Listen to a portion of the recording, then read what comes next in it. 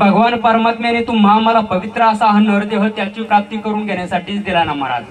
नाथ महाराज भागवतामध्ये काय सांगतात, भगवान परमात्म्याने ही सगळी सृष्टी निर्माण केली महाराज, फक्त हा नरदेह न निर्माण करता ऐसे जाणावया निज स्वरूपाते पूर्वी तेने श्री अनंते आपुले मायेची हाते केली बहुत शरीरे एकी केली भूचरे एकी केली खेचरे एकी केली जलचरे चराचरे ते बहु एकी अनेक येण्या भगवान परमात्म्याने निर्माण केल्या महाराज, फक्त हा नरदेह न निर्माण करता।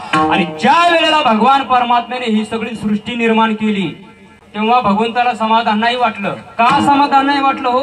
कारण त्याचं भजन करण्यासारखं याच्यात कुणीच नाही ना। कारण पशु काय पाप पुण्य हे जाणती उत्तम मध्यम भोग भोगिती किंवा आहार निद्रा भय मैथून सर्व योनिशी समसमान मनुष्य देहीचे ज्ञान अधिक जाण सर्वथा। जनावरांचे आणि आपले तुमच्या आमचे सर्वांचे व्यवहार कितीतरी सारखे आहेत बघा महाराज। आहार निद्रा, आहार म्हणजे तुम्ही आम्ही पण खातो, जनावर सुद्धा खातायत भूक लागल्यानंतर। निद्रा तुम्हा आम्हाला आहे, जनावरांना सुद्धा आहे, मैथून आपल्याकडे आहे, जनावरांकडे आहे।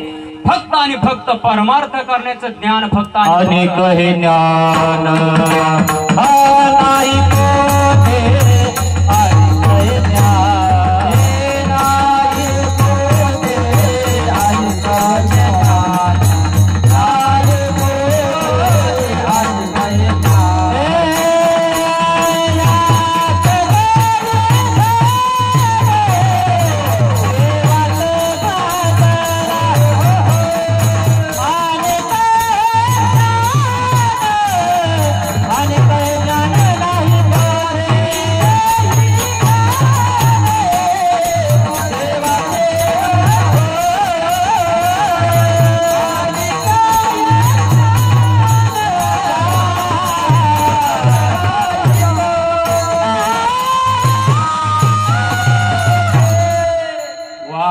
याची देही घडे देवाचे भजन आणि अनेक हे ज्ञान नाही कोठे महाराज। सर्व ज्या योन्या आहेत ना 84 लाख योन्या आहेत, त्यामध्ये 83,99,999 योन्या आहेत ना या भोग प्रधान आहे। आणि फक्त माणसाची योनी त्या ठिकाणी काय आहे तर ज्ञान प्रधान आहे। कारण याच देहाने परमार्थ करता येतोय महाराज, दुसऱ्या देहाने परमार्थ करता येत नाही। भगवान परमात्म्याने ही सगळी सृष्टी निर्माण केली तेव्हा भगवंताला समाधान वाटलं नाही आणि मग भगवंताने त्या ठिकाणी तुमचं आमचं हे मॉडेल सेम भगवंता सारखंच निर्माण केलं। भगवंताला वाटलं आता कमीत कमी हे तरी आपलं काय करेल, भजन करेल, हीच आपली भक्ती करेल। पण महाराज याच्यासारखं दिलिंदर दुसरं कोणतंच नाही। कारण ज्या वेळेला हा जीव आईच्या उदरामध्ये होता ना महाराज, त्यावेळेला त्याच्या नाका तोंडामध्ये मल मूत्र जात होतं, त्यावेळेला देवाला प्रार्थना केली, देवाला सांगितलं एक वेळ करी या दुखावे गळे, एक वेळ करी या दुखावे गळे हो दुरिताची जाळी उगवणी। हे भगवंता दया घना फक्त आणि फक्त या संकटातून एकदा सोडव। देवाने विचारलं मी तुला एकदा सोडवतो पण तू बाहेर आल्यानंतर माझी भक्ती करशील का? त्याने वचन दिलं महाराज, आढावीन पाय हा माझा नवस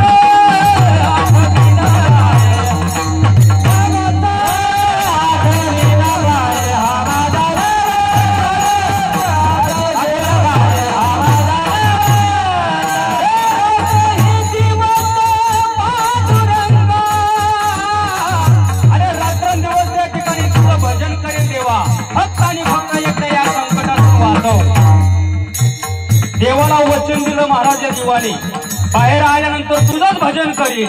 हा माझा नवस आठवीन पाय हा रात्रंदिवस पांडुरंगा, रात्रंदिवस तुझं भजन करीन असं वचन दिलंय भगवंताला। पण बाहेर आल्यानंतर ज्या वेळेला जीव जन्माला येतो, बाळ जन्माला आल्यानंतर देवाने त्याला प्रश्न विचारला, अरे तुम्हाला वचन दिलंय की बाहेर आल्यानंतर तू माझं भजन करशील, कर ना मग भजन, मला वचन दिलंय। त्यावेळेला ते बाळ कसं रडत हो, रडताना कसं रडत ते की हा म्हणजे त्याच्यातून त्या देवाला सांगते, देवा कधी वचन दिलंय, केव्हा केव्हा केव्हा असंच रडतं ना. म्हणजे देवाला वचन दिलेला एवढं बैमान होते. आई रे बैमान दुनिया, आई रे बैमान दुनिया, आई रे. बैमान होतं महाराज त्या ठिकाणी देवाला सांगतं, कधी म्हटलो देवा मी तुझं भजन करीन. आणि मग महाराज त्या ठिकाणी देवाला कळतं की हे किती बैमानी. म्हणजे देवाला वाटलं कमीत कमी आता हेच माझं भजन करील, पण त्या ठिकाणी देवालाच नाही म्हणणारे अवलाद जन्माला आले महाराज. ते म्हणतात की ज्या अर्थी तुमचा देव दिसत नाही आम्हाला डोळ्यांनी, त्या अर्थी तुमचा देव कशावरून, कारण चक्षुर्वै सत्यम, जे डोळ्याने दिसतं तेच या जगामध्ये असतं. तर मला सांगा महाराज, घोबडाला सूर्य दिसतोय का? अशा किती घोबडांनी सूर्य नाही म्हटल्यानंतर उद्या सकाळी सूर्य उगवायचं थांबणार आहे? तसं अशा किती नास्तिकांनी देवाचं अस्तित्व नाही म्हटल्यानंतर त्या देवाचं अस्तित्व नाहीच होणार आहे. अरे तो देव कुठे नाही हो, विठ्ठल जळी स्थळी भरला, ठाव नाही उरला. देव नटला नाना परी, बरो निवरला चराचरी. अरे कुठे नाही देव, चाराचारामध्ये आहे. किंवा गवळणी तर म्हणतात, कहा पगडारू देखे अनेरा, देखे तो सब उजनीरा. अरे चराचरामध्ये तो परमात्मा ठासून भरलेला आहे महाराज. चला मला सांगायचं काय आहे की त्या ठिकाणी देवाला वाटलं हे आपलं भजन करील, पण देवाला नाही म्हणणार त्या ठिकाणी जन्माला आलं महाराज. देवालाच नाही म्हणणार जन्माला आलं. देव धर्म सांधी पडियेले सकळ, आणि विषयी गोंधळ गाजत असे. देवाला वाटलं एक आणि लोकांनी केलं एक. आता वाटलं एक आणि झालं एक, याच्यासाठी एक उदाहरण सांगतो ऐका. काय झालं महाराज, पावसाळ्याचे दिवस होते आणि एक भिकारी रस्त्याने भीक मागत जात होता. सिटीमध्ये, शहरामध्ये त्या ठिकाणी तो भीक मागत मागत जात असताना पावसाने झोडपला, थंडीने कापडू लागला. त्याला आता या परिस्थितीमध्ये त्याला कोणी भीक देईल का हो? कुणीच भीक देणार नाही. सगळ्यांनी दरवाजे बंद केले, कुणीच त्याला भीक दिली नाही. थंडीने काकळू लागला. त्याला वाटलं आता मेल्याशिवाय गत्यंतर नाही, कारण पोटामध्ये अन्नाचा कण नाही आणि थंडी वाजते. आता काय केलं पाहिजे? रस्त्याने जात असताना एक स्त्री, थोडा पाऊस झाला होता म्हणून एक स्त्री छत्री घेऊन रस्त्याने जात होती. हा पाठीमागून आला आणि जवळच पोलीस स्टेशन होतं. त्याने असा विचार केला की आता आपल्याला कुणी भीक देणार नाही आणि निवारा सुद्धा कुणी देणार नाही, कारण भिकाऱ्याला घरामध्ये कुणी घ्यायला मोकळे का? आपल्याला निवाराही मिळणार नाही आणि भीकही मिळणार नाही. मग त्याने डोकं लावलं. काय डोकं लावलं? त्याने विचार केला की आपण आता या स्त्रीच्या हातातली छत्री हिसकावून पळायचं, आणि हिसकावल्यानंतर ती स्त्री आरडाओरडा करणार, आणि त्या ठिकाणी आरडाओरडा केल्यानंतर शेजारी पोलीस स्टेशन असल्या कारणानं पोलीस आपल्याला येणार, पकडणार आणि आपल्याला एका रूम मध्ये बंद करून ठेवणार, आणि भूक लागली म्हणून मागितलं तर ते खायलाही देणार, म्हणजे पोटाचंही काम भागणार आणि दुसरी गोष्ट निवाराही मिळणार असं त्याला वाटलं. पण घडलं मात्र तसं नाही. काय केलं? तो पाठीमागून आला, त्या स्त्रीच्या हातातली छत्री हिसकावली आणि पळू लागला. तेवढ्यात ती स्त्री म्हटली, तुमची असेल तर घेऊन जा बाया, मी पण दुसऱ्याचीच आणली होती.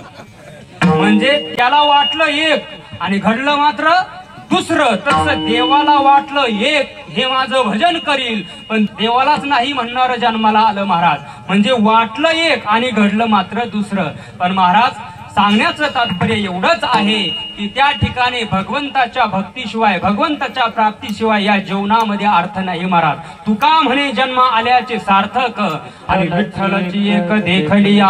प्रत्येक जीवाने आपल्या जीवनाचा शेवट जर गोड करून घ्यायचा असेल तर भगवंताची भक्ती केली पाहिजे महाराज. अरे जाणार तर प्रत्येक जण जाणार आहे, इथं राहायला कोणी आलेला नाही, कारण हे माणसाचं जीवन म्हणजे भाड्याचं घर आहे ना दादा. जिंदगी एक किराए का घर है, एक ना एक दिन बदलना पड़ेगा, मौत जब तुझको आवाज देगी, घर से बाहर निकलना पड़ेगा. अरे भाड्याचं घर आहे, भाड्याच्या घरामध्ये आपण किती दिवस राहू शकतो हो? जास्त दिवस राहू शकत नाही, कधी ना कधी ते खाली करावंच लागतं। त्याप्रमाणे या जीवाला, कारण या शरीरामध्ये हा जीव आहे आणि भाड्याने आणलेलं हे घर आहे महाराज। कारण आपल्या अंगावरती हा जो शर्ट आहे हा जीर्ण झाल्यानंतर जैसे जीर्ण वस्त्र सांडीजे आहे की नाही, मग नूतन विडीजे, ज्याप्रमाणे आपल्या अंगावरती जो शर्ट आहे जुना झाल्यानंतर जीर्ण झाल्यानंतर आपण काढून ठेवणार आहे, त्याप्रमाणे या जीवाला सुद्धा हे शरीर मर्ग झाल्यानंतर जीर्ण झाल्यानंतर त्याला ते सोडावं लागणार आहे। प्रत्येक जण जाणार आहे।